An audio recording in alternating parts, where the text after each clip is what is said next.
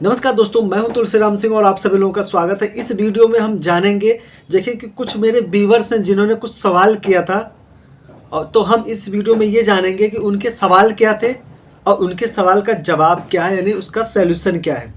तो आप हो सकता है ये वीडियो आपके भी काम आ सकता है, क्योंकि ये जो वीडियो का जो टॉपिक है, अगर मैं आपको थोड़ा हिंट देना चाहूँगा, ये वीडियो खास तौर पर पेमेंट एंड सेटलमेंट सिस्टम, खासतौर पर जो लोन लेते हैं, क्रेडिट कार्ड या जिनका सम्मान आता है, इन सब चीज़ों से रिलेटेड ये वीडियो है और वीडियो बहुत ही इन्फॉर्मेटिव होने वाला है। तो वीडियो शुरू करते हैं। एक्चुअली मेरे जो एक व्यूअर्स हैं उन्होंने पूछा था कि देखिए, उन्होंने कहा था चूँकि 12 नवंबर 2022 को उनको फर्स्ट नोटिस आया था लोक अदालत से। उन्होंने कुछ पेमेंट यानी कुछ पैसे उधार लिए थे, ठीक है, तो पैसा नहीं चुका पाए हैं तो उनको नोटिस आया था।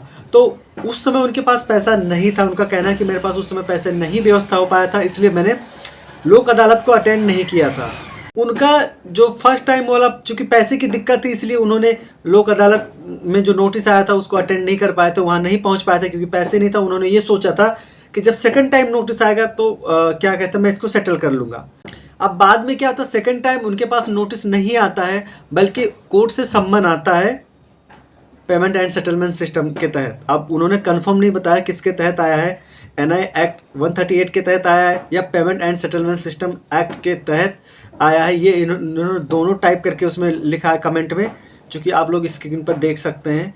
तो उसमें कंफर्म नहीं हो रहा है कि किससे आया है, तो मैं दोनों का बता देता हूँ। देखिए, चाहे आपका payment and settlement system act के तहत, यानी शॉर्ट में इसको कहते हैं पासा एक्ट के तहत, 2007 में जिसको बनाया गया था, के तहत अगर नोटिस आया है यानी सम्मन आया है, और अगर एनआई एक्ट के तहत भी अगर आपका, यानी जो चेक बाउंसिंग का मामला होता है, एनआई एक्ट जिसको शॉर्टकट में बोलते हैं, अगर वहाँ से भी वो 138 के तहत आता है, अगर वहाँ से भी अगर आपका सम्मन आया कोर्ट से, तो देखिए दोनों को आप सेटल कर सकते हैं।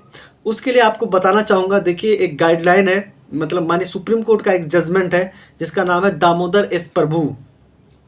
बहुत ही फेमस जजमेंट है, जिसमें माने सुप्रीम कोर्ट द्वारा कहा गया था कि अगर कोई व्यक्ति किसी केस को खासतौर पर payment and settlement system act से रिलेटेड या फिर एनआई एक्ट से रिलेटेड अगर कोई केस को शुरुआती दौर में सेटल करना चाहते हैं, ऐसा नहीं है कि आपके हाथ से सब कुछ निकल गया।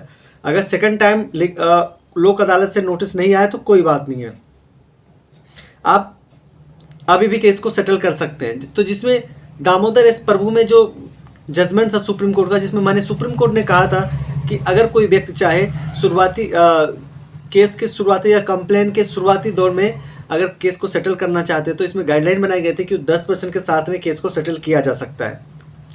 लेकिन अगर इसी को हाई कोर्ट में करता है कोई, हाई कोर्ट में अगर कोई पिटीशन पड़ता है और शुरुआती दौर में ही करना चाहता है, तो वहाँ 15% के साथ बताया गया था, और अगर सुप्रीम कोर्ट में इसी केस को सेटल करता है तो 20% के साथ केस को सेटल किया जा सकता है।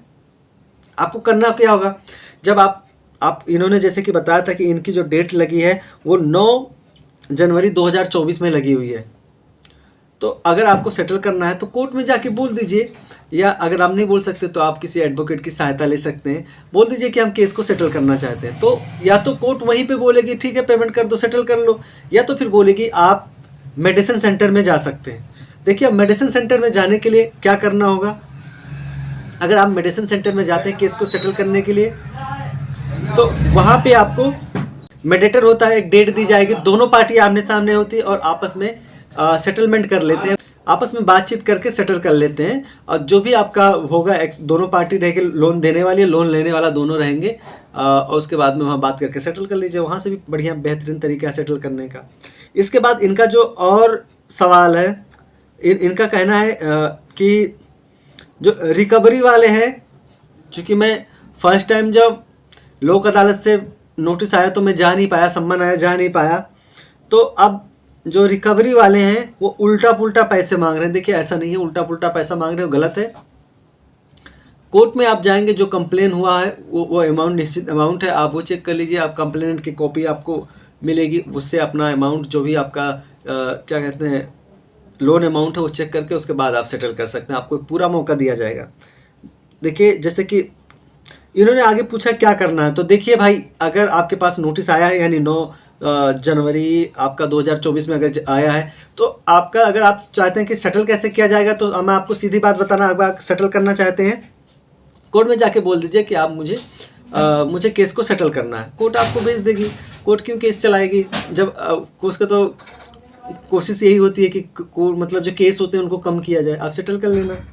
आपके पास सेटल करने का ऑप्शन है, बिल्कुल है, और अभी है, आप कर लेंगे, शुरुआती दौर में कर लेंगे तो काफ़ी अच्छा रहता है। उसके बाद लोग बाद में भी करते हैं, क्योंकि आपने जो लोन लिया हुआ सारा डिजिटल होता है, तो उसमें किसी चीज़ को झुठलाना तो बात नहीं, लोन तो आपने लिया ही लिया है, तो कर दीजिए पेमेंट। इसके बाद एक सवाल और आया था, आप स्क्रीन पर देख सकते हैं, जिसमें पूछा गया था क्रेडिट कार्ड का पेमेंट ना जमा करें तो क्या होगा। देखिए, ये तो जिस कंपनी से आपने क्रेडिट कार्ड लिया है वही डिसाइड करेगी कि क्या होगा।